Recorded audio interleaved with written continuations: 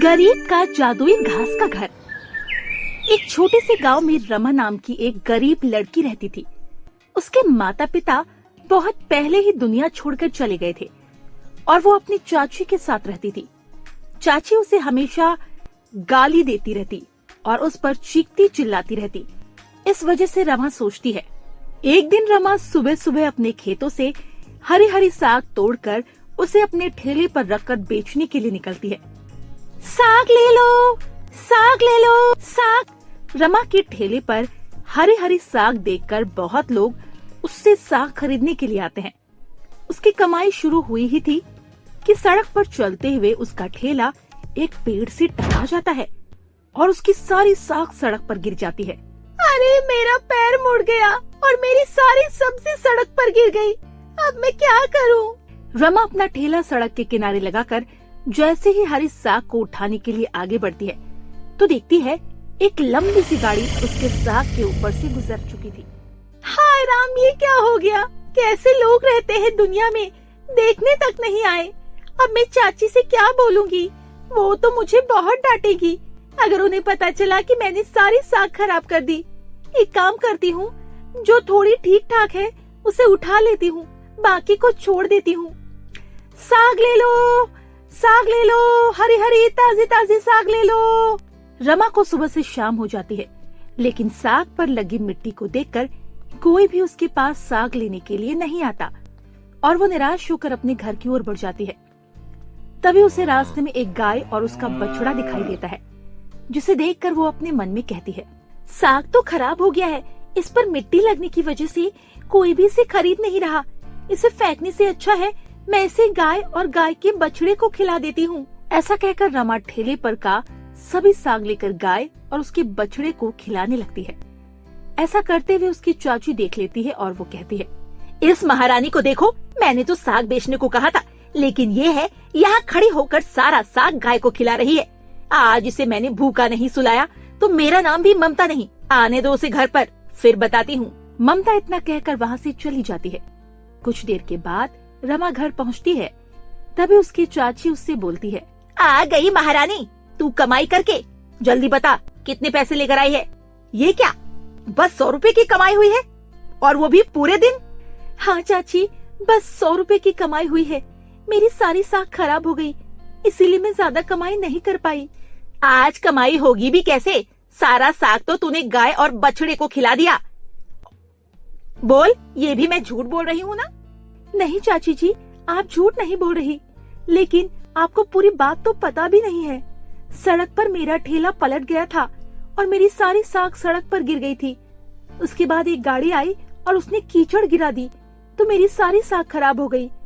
इस वजह से मुझे गाय को और उसके बछड़े को खिलानी पड़ी। ठीक है, मुझे ज्यादा कहानी मत सुना, जाकर खेतों से हरी साग लेकर आ, मुझे सब्जी बनाने में देर हो रही है। जी, मैं अभी जाती हूँ। रमा इतना कहकर अपने खेतों की तरफ जाती है और साग तोड़ने लगती है। तभी उसकी नजर साग के एक पौधे पर जाती है जहाँ बहुत सारे कीड़े बैठे हुए थे, जिसे देखकर वो बोलती है, अरे कीड़ा तो सारी साग खराब कर देगा, मुझे जल्दी ही इस कीड़े को हटाना होगा, वरना तो ये सब बर्बाद कर देगा। रुक जाओ, हमें यहाँ से मत हटाओ, बस आज रात की बात है, हम सब कल सुबह चले जाएंगे। तुम बोलते भी हो, ये कैसे हो सकता है? मैंने तो आज तक किसी कीड़े को बोलते नहीं देखा। कहीं मैं कोई सपना तो नहीं देख रही ना?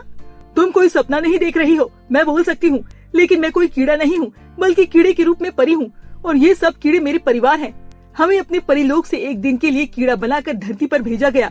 सिर्फ आज रात की बात है, कल हम सब चले जाएंगे, हमें कुछ मत करो।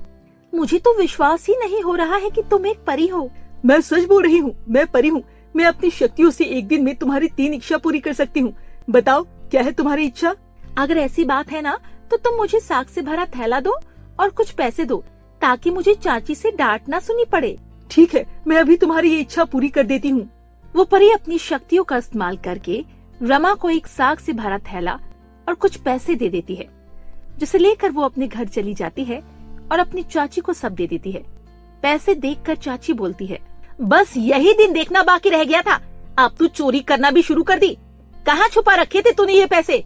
चाची जी, मैंने कोई चोरी नहीं की है, बल्कि ये सब तो मुझे उस जादुई साग से मिला है जो हमारे खेतों में लगी है। तू ये सब क्या बोल रही है? पागल तो नहीं हो गई? ये जादुई साग हमारे खेतों में कैसे आएंगे? चाची जी, मैं सच बोल रही हूँ। जादू साग के पौधे में कीड़ा बैठा हुआ था, लेकिन असलियत में वो कीड़ा नहीं बल्कि एक परी थी जिसने मुझे ये सब दे दिया। मुझे तेरी बात पर जरा भी विश्वास नहीं है। अगर ये बात सच है तो जाकर उस परी से मेरे लिए बहुत सारे जेवर मांग कर ला, तब मैं मानूंगी कि तू सच बोल रही है। ठीक है, अभी मैं जाती हूँ। रमा फिर से उस कीड़े के पास जाती है और उसे आवाज लगाती है। उसकी आवाज सुनकर वो कीड़ा बाहर आता है और बोलता है, तुम इतनी रात को खेतों में क्या कर रही हो? घर जाओ, इस तरह से तुम्हारा रात में घूमना ठीक नहीं है। परी, मैं यहाँ खुद नहीं आई हूँ, मुझे मेरी चाची जी ने भेजा है। उन्होंने अपने लिए बहुत सारे गहने मांगे हैं। क्या तुम मुझे बहुत सारे गहने दे सकती हो? हाँ हाँ, क्यों नहीं, बिल्कुल दे सकती हूँ। परी फिर से अपनी जादुई शक्तियों का इस्तेमाल करके उसे सोने चांदी से भरे जेवरों की पोटली दे देती है, जिसे लेकर रमा फिर अपनी चाची के पास जाती है और एक साथ इतने सारे गहने देखकर चाची का सर घूम जाता है और वो बोलती है, तू तो सही कह रही थी, उसके पास तो सच में शक्ति है। ये तो मेरे सारे सपने पूरे कर देगी। तू मुझे उसके पास लेकर चल, मुझे उससे बहुत कुछ मांगना है। चाची जी, लालच करना बुरी बात है, हमें ऐसा नहीं करना चाहिए। देख, तू मुझसे बकवास मत कर, चुपचाप मुझे उसके पास लेकर चल, समझी? चाची जी, वैसे भी बस आज रात के लिए यहाँ पर है, कल अपने घर चली जाएगी। ऐसे कैसे चली जाएगी? तू जल्दी से मुझे उसके पास ले चल। रमा अपनी चाची को लेकर खेतों में जाती है और फिर से कीड़े को आवाज लगाती है। कीड़ा आवाज सुनकर फिर से वहाँ आ जाता है। मैंने तुमसे कहा था ना कि तुम इतनी रात को खेतों में मत जाओ, पर तुम फिर आ गई। अब बताओ तुम्हें क्या चाहिए? मेरी चाची तुमसे मिलना चाहती है, इसीलिए मुझे आना पड़ा। मैंने सुना है तुम्हारे पास बहुत सारी शक्ति है जिससे तुम कुछ भी कर सकती हो। हाँ, तुमने सही कहा। बताओ तुम्हें क्या चाहिए?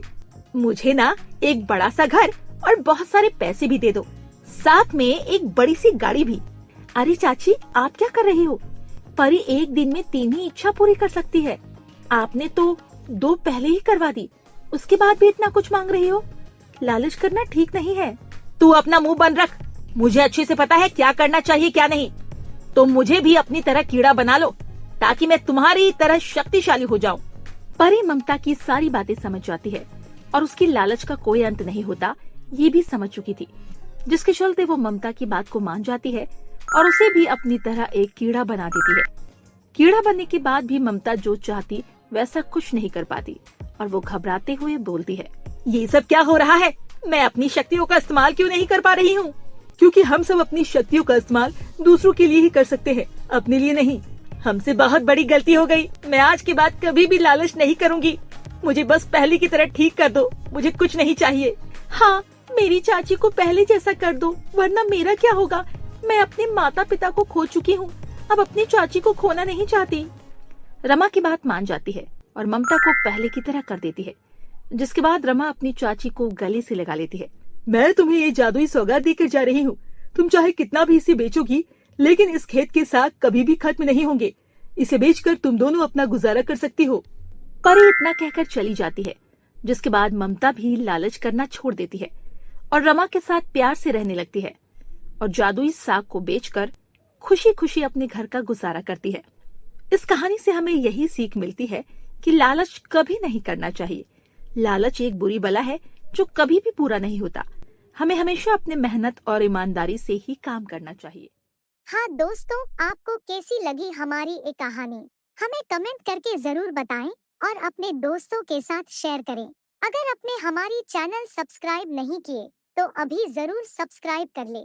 तो मिलती हो आपसे फिर एक नई कहानी के साथ। तब तक के लिए बाय बाय।